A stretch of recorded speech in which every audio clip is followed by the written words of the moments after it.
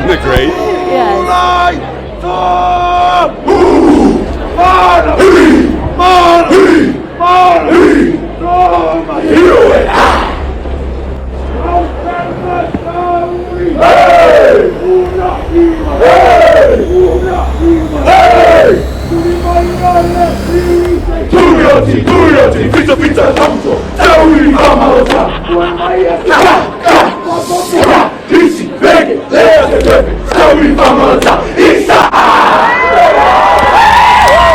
Here at Liberty, it's a real good atmosphere around football. Everyone loves football. Teachers support it.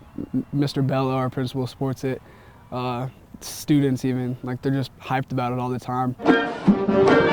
Coming into this season, we had our returning quarterback coming back, Noah Faloa, but he had gotten an injury and had ACL surgery as soon as the season was over. He actually finished the season last year playing on a torn ACL. The springtime, when all the kids start coming out and you start kind of seeing, okay, what's our depth look like at different positions, it turned out that we had 5 really good quarterbacks. While that's a great problem to have, it's also very stressful for the head coach because only one of those guys typically plays. So I knew Noah wasn't going to be able to get back till July or August. So we had to assume that he wasn't coming back.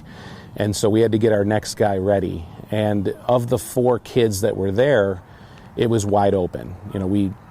We probably hurt our overall team development in springtime not making a decision early because we let all 4 quarterbacks get equal reps during our spring ball. But we really didn't know. It was that close. All those kids were that good. And we had a senior in Canyon Stone King. We had junior Daniel Britt. We had a sophomore, Caton Hauser. Last day of spring ball practice, Daniel gets an elbow in the face and broke, I think he had 14 breaks. Towards the end of practice, we went into our heavy snake package, which is a heavy offense, and it was my turn for reps. And when I had went in, freak accident happened. I actually turned around to hand the ball off to my running back, and he flew up with his elbow a little high and actually elbowed me right in the face, and the whole right side of my face had shattered. And we actually ended up going to the doctor that same night, because that was probably the most pain I've ever felt in my whole life. Thought, oh, well, Daniel's out because, that's a major, he needed surgery, and I wasn't sure if he was going to be able to come back and be ready to go at the beginning of the year. When we went to the doctor told us it was just a fracture, so my mom didn't really believe that, and truthfully, I didn't really believe that either. It was too much pain to be a fracture. So about a few weeks later, that was like the soonest they could get us into a doctor. So we went to another doctor, and they told me it was completely broken and it's healing wrong. So when we went to the doctor, he told me that I should have gotten immediate surgery, and the soonest surgery that it could get me into was a few days later. So I ended up going into surgery. They had to go through my nose, through my eyelid and my mouth, and re-break my whole right side of my face and put 4 metal plates in there and an implant. And then recovery was about 2 to 3 months, and it was terrible. Long nights, long days. Just never really felt the same. Didn't have the confidence to get back to football. Was really scared, feeling like it was a real freak accident, but just felt like it could have happened again. Daniel got cleared to come back to football the first day of contact, and I was really leery about putting him back in there. I made his mom give me an extra doctor note, so we went down to just a couple QBs, and then the one QB hurt his shoulder, so then we were down to one. So we ended up going with Canyon at first, and we really felt like he could do it. He's prototypical 6'5", kid, strong arm, and it really wasn't his fault why we were losing games early on. You know, it's just we played extremely difficult teams. We didn't gel as a team. We made some bad decisions as coaches. Kids didn't execute quite the way we wanted to, and we turn around and we're 0-5. I'd been working really, really hard. I mean, wanting to earn that varsity spot. I've been wanting to earn the varsity spot since I came in as a freshman, believing I could. As things went on, we would see him in practice make some plays with his feet, and we got to the St. John Bosco game, and you know, we were losing that game pretty big early, and so we were like, let's put Daniel in. Maybe he can get us a few first downs with his feet, and he did, and he moved the ball against them and drove down, and we scored.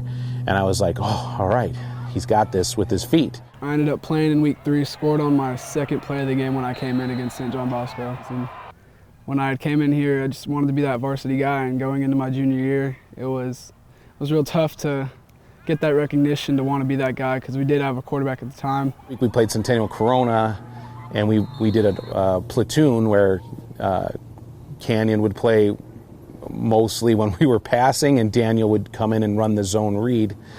For the first half, Canyon ended up getting hurt. Daniel took over in the second half, and he started making plays in the air with his arm. 3 scoring drives in 2 minutes, last 2 minutes of the game. And that's kind of where the coaches knew that I could be the guy. And that's really when I was like, all right, I think this kid, I think he's got it. And so it wasn't until week 5 that he finally got his opportunity to start. That 0-5 start was real tough. It was actually one of the worst starts in Liberty history within the past few years. I mean, coming in as a starter after going 0-5 was just, it was a real tough mentality, knowing that it was going to be a little tough to make the playoffs, but we knew we could do it for sure. And from a personal standpoint, it was kind of like I could really be the guy to flip this season around and take us to the next level and make the playoffs at least and get my shot against Gorman.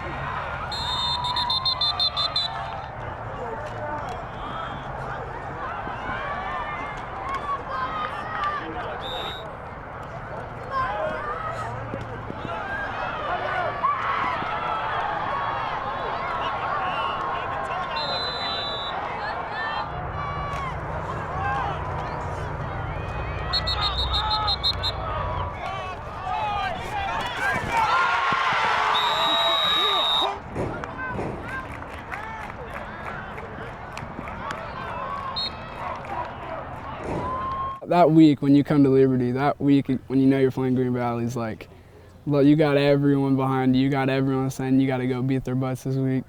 Because, I mean, they're the enemy. Pre-game show. Guess who? Look at Menigo, quick first step. He was actually held on that play as well as he got around defense. It was a fun team to watch. BRITT, the quarterback, was exceptional. First score of the game, ZYRUS punches one in, and then, speaking of punching, that Liberty defense was flying around. Yeah, they did a shutout in the first half. See a big play. Maurice Hampton on the other end of the reception. Beautiful throw there. And then a good run by Duncan, but you see the big hits. And then defense chipped in here for the Patriots. That's Peo, and he was quick, wasn't he, going the other way? He's got some nice moves. Very fast. And here's a beautiful throw right into your living room. Hampton hauls that in. Then a nifty little run as Edward Gastelum puts it in the end zone. I'd be giving the big guy instructions too. On the run, BRITT throws downfield, and this is as easy as you please. The long pitch and catch. First, it was my second start actually against Green Valley, and that game came out super hype, and it was the intensity that we had, just because, I mean, we don't exactly have a good reputation with those guys. So it's like we came out real hype, and we ended up winning that game. I believe it was like 59-0 probably. And So that game was really, really big for us. That was a real confidence booster for the whole team. The moves this young man and the speed. Watch this, Brian. He made a couple moves that just really shook some Green Valley tackles. There's one, and then the second one was at the... Fires one complete and a little spin move, and look out. This is Jeremy Bernard, open field, still going, spun. Yeah, have a big night, Maurice Hampton. But you're right, this is a dart into the wind, a beautiful pitch and catch, a 50-yard pitch and catch. Often touchdown. Gaslin looks very quick, nice moves, good feet, swivel hips. Takes the snap at his own 13-yard line, setting up a little screen to the big tight end, and you've got the big man in open space, and look at him go down the sidelines with one man to beat. Stiff arm, and he's in. Maliki Matavo with an incredible display.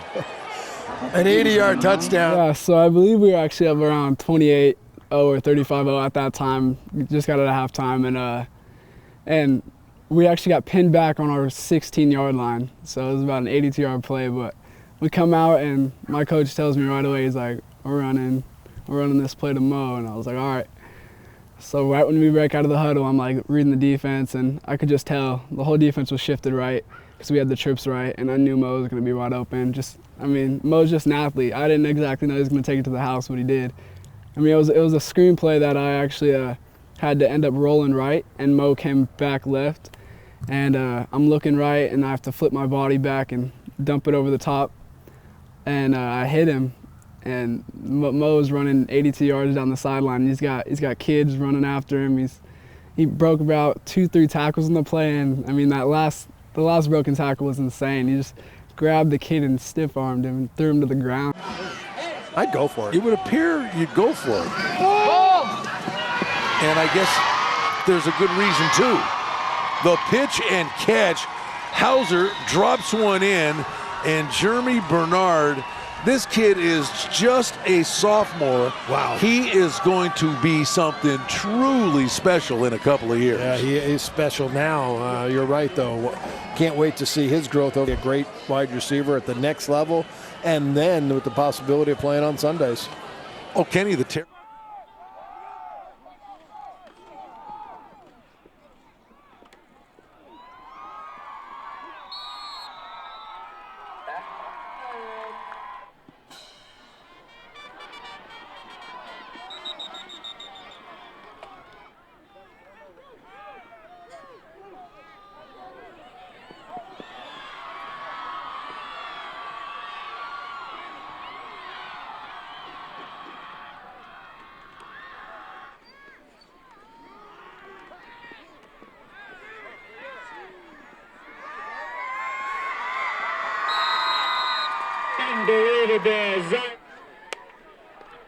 Good job, Z.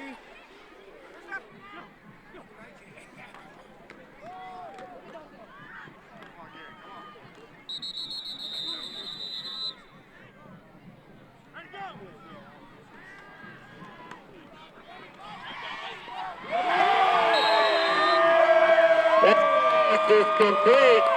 Inside a minute.